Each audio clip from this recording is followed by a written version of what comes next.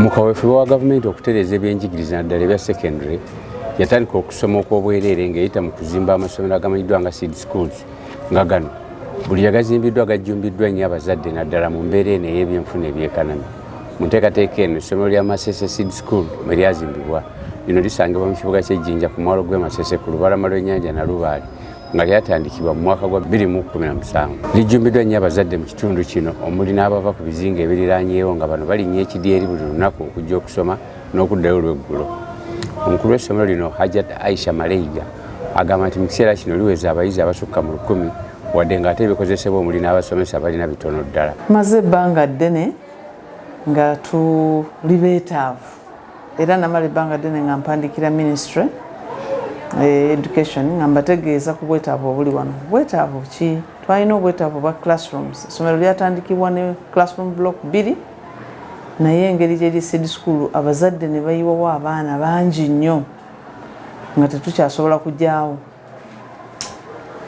ne tubanga tetukyajja mu classroom ezaatuweebwa kuba buli omu erina capacity y'abaana nga 7 ng'onyigiriza naye nga 5.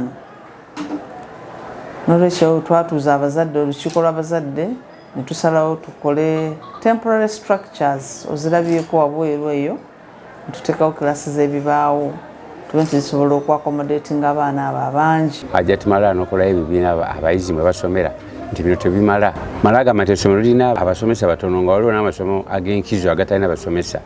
Amasomo agakosebwa mu ngeri eno mwe muli computer oba ICT, technical drawing, Islam n'Olusoga. Gavumenti bwe yatandika curriculum eno empya gye tuyita empya naye kati eriko oba tekyali empya yatuwa ebitabo naye byonna nga buli kyetuwa egenze etuwa naye nga tebimala nga tebitumala bitabo nga tebitumala. Awo nawo noba nga tulinawo obwetaavu abasomesa nabo baatuka ekiseera tebatumala wewaawo mu kusooka yateekawo bye yateekawo naye abasomesa tebatumala bombi aba arts n'aba science. Ekyo bw'ogenda ku muwendo gw'abayizi nga bwe nkugambye emabega nti seed school abazadde baatuwa abaana naye ng'ogenda okwesanga ne places of convenience tezikyabamala. Kabuyonjo tulina bukabuyonjo buna emiryango 4 egy'abalenzi 4 egy'abawala abaana kati tuwezezza 100 nga tezisobola bamala ku break buli mwana baba ayagala okufulumako ebweru tewabamala kabuyonjo nazo tezitumala. Olw'obwetaavu bw'amasomo ago ono agamba nti olukiiko olufuzi olw'essomero lwasala okufunayo abasomesa betusasulanga n'omukulu w'essomero bw'akyasimba akaggo okulaba oba abakulu mu minisitule y'enjigiriza bali bajjukira ne babongereyo ku basomesa. Olw'obwetaavu ono agamba nti olukiiko olufuzi olw'essomero luliko abasomesa betusasulira ababayambako. Abasomesa n'abo abatono essomero lye lirina mala agamba nti tebalina nnyumba za ssomero mwe basula nga bapangisa bupangisa ekibakosa. Ku establishment eya public service twandibadde tuweza abasomesa 50 naye tetubaweza. Tulina abasomesa 32 kati kyetukola tugattamu betusasula oba board of governors tubayita ba board of governors nti yekola eki okufaayo ku nsasula yaabwe ndaba nga batuyambako okuzibikira ebitundu ebyo.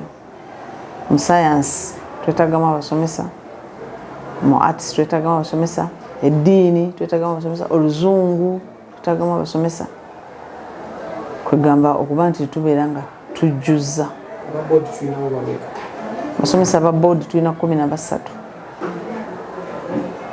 nga mwabo mulimu aba science okusingira ddala computer. Tulinayo omusomesa wa computer mu gavumenti, tetulinayo omusomesa wa technical drawing mu gavumenti, tetulinaawo omusomesa wa Lusoga. Agamba nti era essomero terina bisulo nga nakino kirina bwe kibakosa.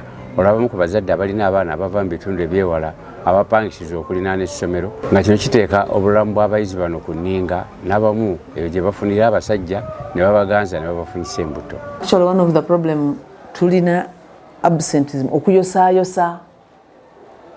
Baana bayosaayosa ogenda kulaba omwana ayosezza nti nabadde ntwala ebintu nabadde ntikula amanda gaffe ebintu ng'ebyo. Abaana bayosaayosa n'emize emibi egimu.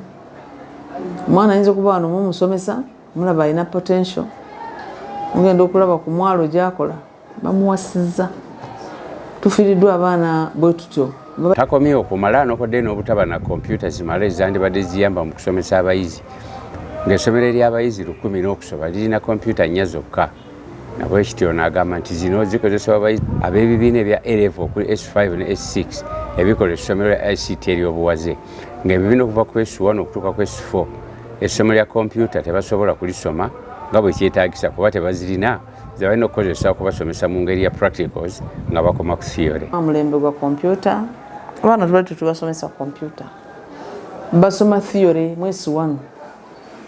They do the theory, teacher n'atwala ye n'abalagako awo naye omwana hands on is still lacking. You're still lacking the hands on the computer subject. Hajati Mali gyakomye okulombojja ebizibu mu bakolera abazirakisa aba Belgium Development Agency abamanyiddwa nga Enable ne bawuliriza omulanga gwabwe bano babadduukiridde n'obuyambi mu nteekateeka yaabwe gye balina n'eminisitule y'ebyenjigiriza wansi wa gavumenti ya Uganda nga bakulembeddwa mu program manager William Mubiru n'abakozi abalala okuli n'atwala ebyokusoma mu kitongole mu bbendobendo lya Busoga Flavia Mpirwe badduukirira essomero lino ne kompyuta 4 saako obutabo obukozesebwa abasomesa mu kusoma mbu amasomo ag'enjawulo. As a way of improving the learning outcomes, but also the learning of the teachers, we are handing over 4 computers to Masese City School, and we believe that this will also improve the learning of the teachers. I mean, the learning of the learner, the pupils, the students, but also the teachers. So thank you very much.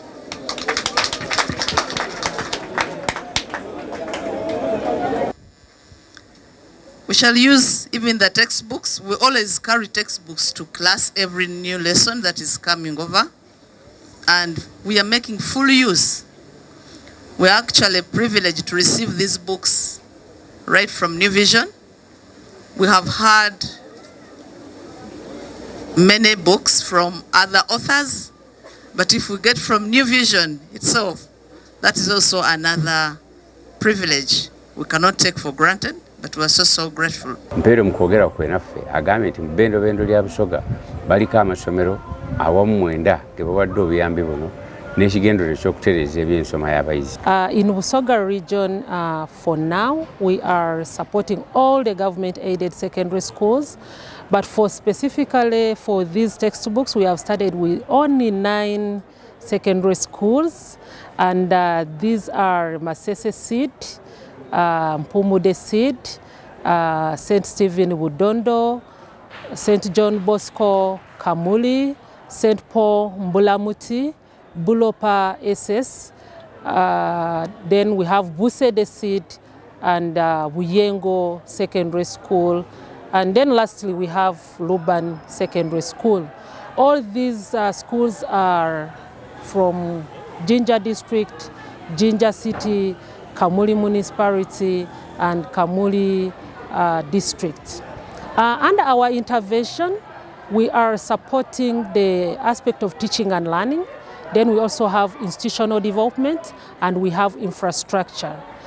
In these schools that I've mentioned, some will benefit from infrastructure development and all these other 2 interventions. Ye mubiri anokodde ebigendererwa bya Enable n'agamba nti baagala okulaba nga bakyusa embeera abayizi bwe basomera mu bitundu bya Uganda ebyenjawulo. Uganda yonna Enable tukola amasomero aga senior, amasomero 20 mu district ez'enjawulo nga bwe nkugambye.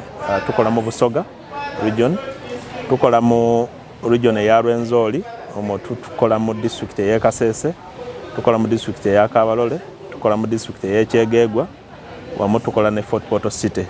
So ye project yaffe eyo ey'ebyenjigiriza naye nga wonna tukola amasomero 20. Bano era baliko n'abayizi 5 be baweerera mu ssomero lino abali mu mbeera embi abaali boolekedde okuva ku kusoma. Abayizi abaweererwa n'omu ku bazadde boogeddeko naffe ne batubuulira buti enteekateeka eno gye yabajja ku lwazi gye baali basikatidde ng'ebyokusoma batuuse okubifuuwa mu ng'ombe. Entegeka eyo nze nga nze omuzadde natandika nayo last year second term ng'omwana nga ali mu senior 3 kati tutambudde nayo paka kati saawa zino ali mu senior 4. Njagala okwebaza aba Enable n'essomero erya Masese Seed olw'entegeka eyo gye yatutegekera ng'abazadde am one of the beneficiaries era empewudde kinene nnyo nali ntubidde naye banyamba ne bambeererawo ne bansitula kubanga singa si Enabel simanyi we nandibadde cause Enabel nga tenaba kujja bali bangoba nnyo ebya fees nga bantawanya nzira eri I like nze kenyini omuntu natuse ekiseera ne ngamba oba ebyosoma kambiveeko but mukama we yannyambira Enabel nejja then ne bansoma as a member of Enabel. Enabel entaasiza nnyo ng'omuntu cause ensasulidde fees era nange omuntu saa zino ndaba future yange mu maaso ng'etambula. Era nga nze ndi musanyufu nnyo neebaza aba Enabel kulwekyo kye bankoledde olw'ensonga banzizaamu essuubi oba ne bampa amaanyi. Nze nali ntuse ku extent egamba nti ebyokusoma mbyesonyiwe kuba nakola bingi ne ntuukako n'ekiseera ne nvugako ne booda nga nemereddwa. Naye lwali lumu yali holiday ya term 2 nga ndi mu senior 3 ne bankubira essimu okuva ku ssomero ne baŋŋamba nti waliwo omukisa Enabel ez'okukola ki ez'okusupportinga. Era wento nava gye nali nenzija kuno ne mbasana ne baregisteringa amannya gange ne bampa n'ebigambo ebyali bigamba nti nsobola okweyongerayo nga bakyampeerera. Ekyo ne kimpa amaanyi ne kinyamba n'okunyamba ku performance yange kuba kyanyamba okuperforminga. Ebiseera biri nali nemereddwa okuperforminga olw'ensonga nali nga bwe kaseera mbeeraawo neeraliikirira ne ntuganyisira nga ndowooza oba senior 4 nze obutagituula. Naye ndi musanyufu nnyo nti ssaawa zino ndi mu senior 4 naye sina nabweraliikirivu bwonna nti oba ngende noye fees neki. So ndi concentrated. Kino kyebaza Enabel nti kino kye baakola oba kye bakola ssaawa zino baneekizaamu abaana bangi amaanyi era kibawa essuubi kuba abantu bangi oba kaŋŋaanya abazadde bangi nga tebasobola kukola ki ku affordinga kukola bintu bino. Nze mwami Waiguta Dennis ng'era ndi musomesa wano ku Masese Seed Secondary School. Nze atwala ebyenjigiriza oba omuzungu kyatera okuyita Director of Studies. Okusookera ddala twagala okuleeta okwebaza eri ekitongole kino ekya Enable nga kikolera wamu ne Ministry ya Education abatukoze obulungi ennyo nnyini ddala olunaku olwaleero nga batusobodde okutuleetera ebitabo mu masomo ag'enjawulo okusingira ddala agamu science omuli physics, chemistry, biology, mathematics naye n'oluzungu nalera balukutteko ne ICT. Wabula tebakomyawo wokka ne beeyongera ddala n'otuba nga basobose okutuwanirira ne kompyuta zikalimagezi ez'amaanyi ennyo zibadde nnya. Twagala okwebaza abantu bano kubanga amazima ddala ng'essomero tubadde tufuna okusoomozebwa mu kubanga tusomesa oba kubanga tukola omulimu gwaffe guno ogw'okuyigiriza abaana subjects ezo zenva okumenya. Mabegakaawo tubadde tulina obutabo naye ng'obutabo bwe tulina obutabo butini nnyo okusinziira ku nnamba y'abaana gye tulina mu ssomero wano. Oyinza okusanga ekibiina kirimu abaana ennamba nga 20 tugamba mu senior 1 awo naye ate ng'obutabo bw'omusomesa bwagenda ku library n'ajjayo n'aleeta z'okubeera obutabo nga 10 oba obusabo nga 5 ekibanga kinene nnyo obutabo nga 2 ekibanga kikalubiriza abaana baba batudde mu bubondo okubanga bagabana waako ono ne babanga bamuyigira wamu. Naye obanga basobodde okubanga batongeddeko obutabo obungi omuwendo ogw'amaanyi nga guno tukkiriza nti abaana bagenda kubanga basobola okukola waaka nga tebakalubiriza nnyo. Aba Enabel bawadde n'essomero lino tanka n'engogo okulembeka amazzi olwo essomero lisobole okukendeeza ku nsimbi ze libadde lisaasaanya mu kusasula amazzi ga National Water. Era balizimbidde n'ekiyungu eky'omulembe omuli ebyoto ebitatwala nku nnyingi. Oh Allah, we thank you for this day. We thank you for the gift of life you have provided to us. We even thank you for the visitors you have brought to our school. Oh Allah, forgive us, have mercy on us, and guide us in whatever you are going to tell us here. In your name, once again, Madam Head Teacher and your administration. So on behalf of Enabel Uganda, we are handing over a consortium of textbooks, and these textbooks are as per the latest curriculum, and we believe that they are going to be an asset to improving the learning outcomes of Masese Seed Secondary School. So we hope that the learners are going to use them and they are going to improve the learning, and we believe that Masese will continue being a model school in terms of performance. So thank you very much.